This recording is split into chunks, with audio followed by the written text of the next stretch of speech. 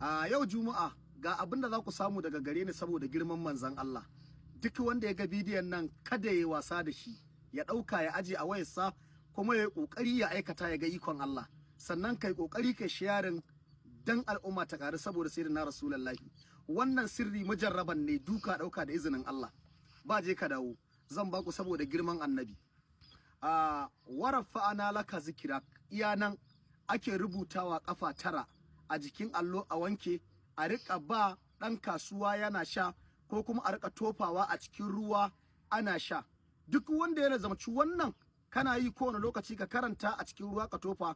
Warafa'ana laka zikirak, warafa'ana laka zikirak, kafa 9 ka tofa. Alfarman Muhammadin Rasulullahi, Allah zai ɗaukaka kowane lamari kake yi. Allah zai ɗaukaka ka a cikin abin da kake ko menene. Allah zai ɗaga darajarka a cikin wannan abin. Ko da makaranta kake a cikin ajinku kana yin wannan, Allah zai ɗaga darajarka alfarmin manzon Allah. Allah zai share maka hawayenka. Allah zai biya maka dukkan buƙatar da kake da ta a cikin wannan abin da kake neman wannan biyan buƙatai. Wannan sirri kumfe kunne alfarmin manzon Allah, duk wanda ya gwada sai Allah ya yaye masa baƙin ciki da damuwa akan abin da ya gwada wannan sirrin akai. In Allah ya yarda, ina muku fatan alkhairi masoya sayyidina Rasulullahi. Ubangiji Allah ya bar mu da manzon Allah, Allah ya sa mu rika ganin manzon Allah a cikin wannan wata. Kar ka zo kana damuna da tambaye saboda mutane suna da yawa.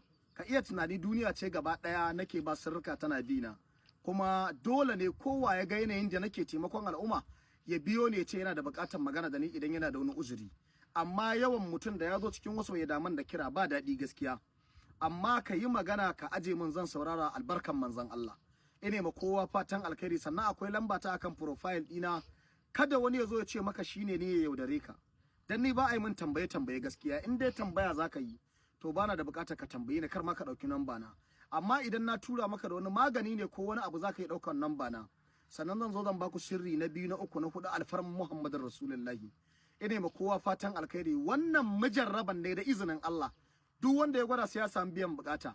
Wanda kuma suke son kayan mata, ga matar da jikinta ya lalace ko kuma jikinta ya bushe ko kuma tana son dai jikinta ya ƙara inganci a gurin mijinta ko a gurin neman samari ko kuma neman aure ko a neman yarda Allah a cikin neman aure, to akwai sayyadi malam mai sharbi za ta yi satin din shi a cikin account ɗinsa. Alfarman manzon Allah za su samu malam mai sharbi, za su samu wannan biyan bukata. Ina ma kowa fatan alkhairi, Allah bar mu da manzon Allah. Sannan ina da page a cikin Facebook, akwai page ina a cikin YouTube. Duk inda kai sacin Halifan Fada Jibiya zaka same ni. In dai baka ga wannan lambar tawa ta kan profile dina ba akan wannan account din, ko ina ne ba account dina bane ba. Sannan ana samu na a gidan Lahadi da ranar Litinin. Da haka ina muku fatan alkhairi, Allah ya bar mu da Annabi Muhammadu. Allah ya dada mana san manzon Allah, masoya Annabi.